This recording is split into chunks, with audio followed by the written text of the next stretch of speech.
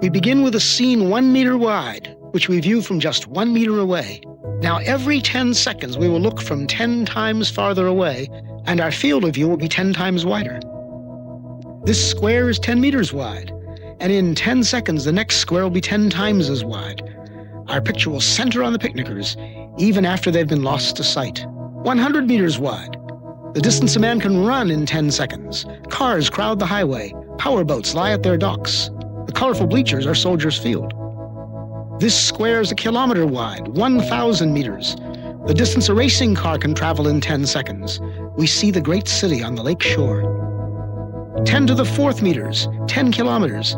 The distance a supersonic airplane can travel in 10 seconds. We see first the rounded end of Lake Michigan, then the whole Great Lake. 10 to the 5th meters, the distance an orbiting satellite covers in 10 seconds. Long parades of clouds, the day's weather in the Middle West. 10 to the 6th, a 1 with 6 zeros, 1 million meters. Soon the Earth will show as a solid sphere. We are able to see the whole Earth now, just over a minute along the journey. The Earth diminishes into the distance, but those background stars are so much farther away that they do not yet appear to move. A line extends at the true speed of light. In 1 second, it half crosses the tilted orbit of the moon.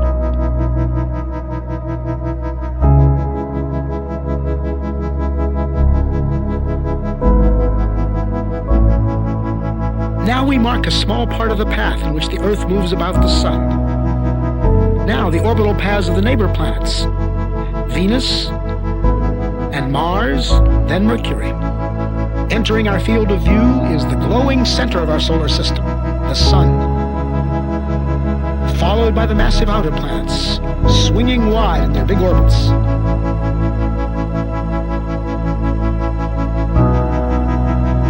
That odd orbit belongs to Pluto. A fringe of a myriad comets too faint to see completes the solar system.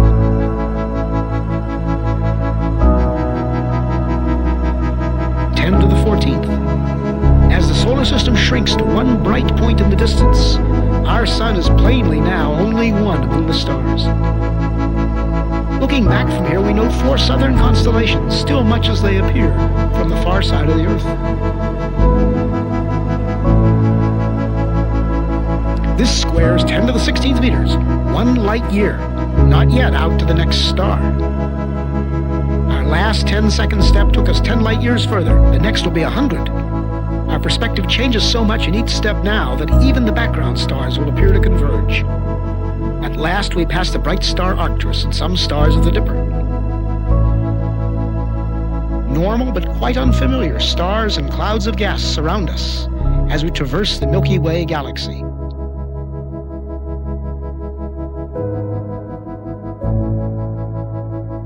Giant steps carry us into the outskirts of the galaxy. And as we pull away, we begin to see the great flat spiral facing us. The time and path we chose to leave Chicago has brought us out of the galaxy along a course nearly perpendicular to its disk.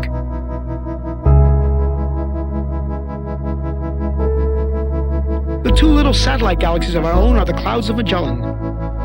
10 to the 22nd power, 1 million light years. Groups of galaxies bring a new level of structure to the scene. Glowing points are no longer single stars, but whole galaxies of stars seen as one. We pass the big Virgo cluster of galaxies among many others, 100 million light years out. As we approach the limit of our vision, we pause to start back home. This lonely scene, the galaxies like dust, is what most of space looks like. This emptiness is normal. The richness of our own neighborhood is the exception. The trip back to the picnic on the lakefront will be a sped-up version, reducing the distance to the Earth's surface by 1 power of 10 every 2 seconds. In each 2 seconds, we'll appear to cover 90% of the remaining distance back to Earth. Notice the alternation between great activity and relative inactivity, a rhythm that will continue all the way into our next goal, a proton in the nucleus of a carbon atom beneath the skin on the hand of the sleeping man at the picnic.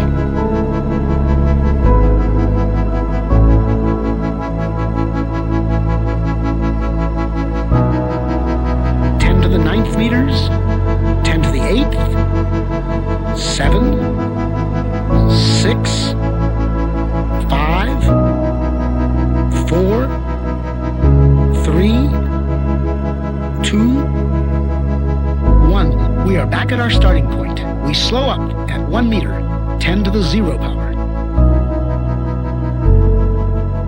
Now we reduce the distance to our final destination by 90% every 10 seconds, each step much smaller than the one before.